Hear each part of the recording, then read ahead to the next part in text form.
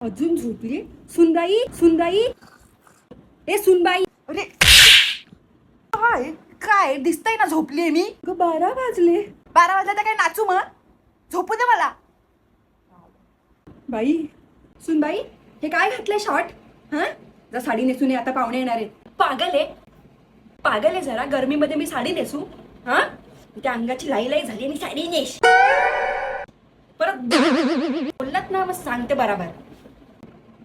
माझ्या म्हातारीला ना दाखवतेच.